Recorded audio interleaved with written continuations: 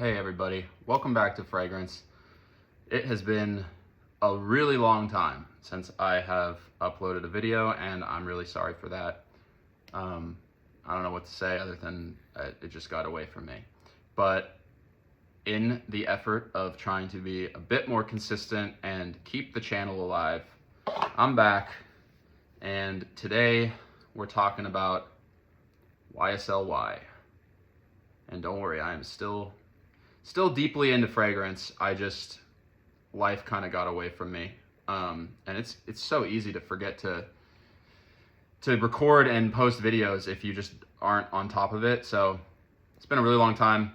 For any of you that watch this, thank you for coming back and continuing to support the very rarely uploaded channel that is Fragrance. And yeah, honestly, I'm going to try to do a new thing where instead of even reading off the Fragrantica notes or whatever note page I look at, I'm going to just give you guys from now on my straight up impression, honest to God, base level thoughts of each fragrance, more beyond just the note breakdown, because any of you, if you want the note breakdown, can just look it up. So I'm here to give it to you straight. Is this a good fragrance? Is this not a good fragrance? Let's find out. Let's give a couple sprays. I gotta say, atomizer on this, not very good. I'm honestly very disappointed with the atomizer. I mean, it definitely gives you like quite a bit of juice that comes out of this per spray, but it's just not satisfying at all to use. Nowhere near the Dior level atomizers, nowhere near the, frankly, most designers. I expect Versace, for example, much better atomizer than on this. And it's kind of weird because La Nuit de l'Homme and other YSL fragrances that I've had or tried, I don't know why. Maybe it's my bottle that just has a bad atomizer. I don't know what happened, but not a very good atomizer, I gotta say. A little disappointing, YSL, if this is on you. Fragrance-wise, this is the EDP.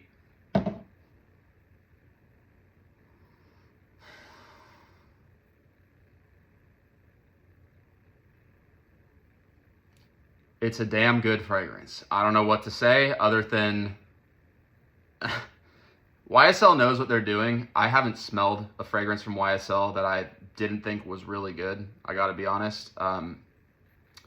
There's a lot of designers that I think have some duds and some hits. I think all the YSL fragrances are honestly kind of hits. This is a good one. Honestly, this is a great one, but there's a huge caveat to this fragrance that I'll get to in a little bit. In terms of right off the rip, honestly, here's what this reminds me of. You get, and this is just because so many people talk about the apple note. There is a huge apple note off the rip on this that honestly persists for at least a couple hours. I don't want to say it's like a super, I feel like people say it's a fresh apple. To me, it's very, very like synthetically sweet apple, like syrupy apple kind of scent, but depends on when you wear it, because if you wear this in the heat, it's going to come off super syrupy, maybe not as fresh as you'd like. If you wear this in the cold weather, I think it comes off a little bit fresher, which actually kind of puts YSL in a weird territory for me, because for hot weather, I actually think that you're better off going for the EDT version of this, because this can be cloying in hot weather, and this projects pretty freaking well. Like, you throw this on and you're, like, I've smelled people in the gym before 20 feet away that are wearing this. And I know it's this, or at least a clone of this, because this is such a freaking strong and recognizable scent profile. However, I feel like at the same time, if you wear this in cold weather, it just doesn't fit for me as like a cold weather fragrance. It feels weird to wear this in cold weather. Like I reach for this more towards, I want to say hot weather with maybe a breeze is when I'll throw this on, because it's kind of weird. The thing is, it's so versatile. You can wear this just like a super strong apple and Ambroxan bomb. And those are honestly the main things I get. There's definitely ginger. It's like apple, ginger, and Ambroxan. There's a fizziness to it, which is actually really nice and really pleasant. Very shower jelly. This is I mean, I think I still probably prefer Sauvage scent profile wise to this just a bit, because I think Sauvage is more versatile in the sense that you can wear it in hotter weather. That's my opinion. You can have a totally different opinion. That's my opinion. This is right up there though with Sauvage in terms of like absolute mass appeal. Bleu de Chanel, Sauvage, this, Dylan Blue. Those would be my 4 major blue fragrances that everyone should check out if they're getting into fragrances at all. And thing is, this stuff doesn't really go on discounters for much of a discount, but you can find it for a better deal, I feel like, than, not Dylan Blue, that's cheaper, but you can find this for a better deal than Bleu de Chanel, which is never on discounters, and Dior, which frankly is marked up a little bit marked down a little bit less than this one. Like, I bought this bottle for about, I want to say 85 to 90 bucks for 100 ml, which is honestly not bad for YSL. YSLs don't usually get discounted that steep. Yeah, no, it's a kick-ass scent, honestly. I get a very fizzy soda-like apple ginger with it, with a lot of ambroxan. Projects like crazy. Great gym fragrance. Unless it's boiling, unless it's really hot and humid in your gym, you throw this on. This is a great gym fragrance because it kind of just keeps pushing. The harder you work out, and you could say this with most fragrances, but I think especially with Y, the harder you push yourself, if you're a gym person, the more this is going to give you back. All right, biggest caveat with this fragrance. I feel like this is everywhere.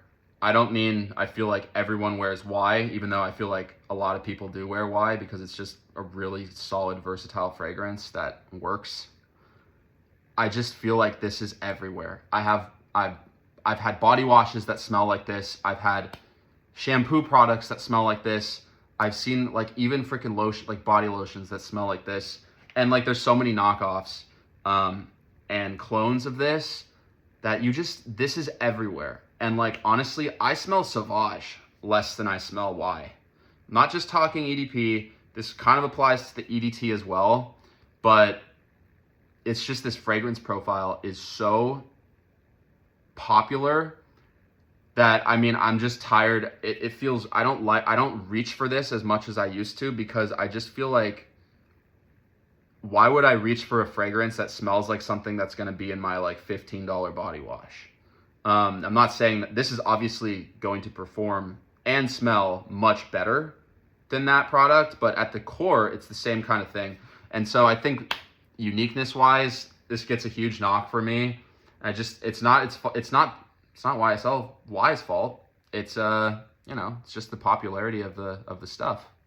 Maybe I just prefer less popular fragrances with a couple exceptions, but this one's just everywhere, and I'm a little bit tired of smelling it, to be honest. That's not to say it's not a great fragrance. So, end of the day, my honest thoughts, this is definitely worth trying at the very least, because you need to know when people are talking about YSL Y, what the hype's about. And honestly, once you smell it one time, this is one of those scents so distinctive in terms of like, I smell it and I'm just like, I know exactly what this is, what this person's wearing. Some fragrances are like that, some aren't. This is certainly in that boat for me. Once you smell it, you'll never not smell it or pick it up. But I think it's worth checking out. And I definitely think if you're looking for a versatile fragrance, this stuff hits. It hits every time. It's really good. Atomizer kind of blows, but it's great. Great stuff.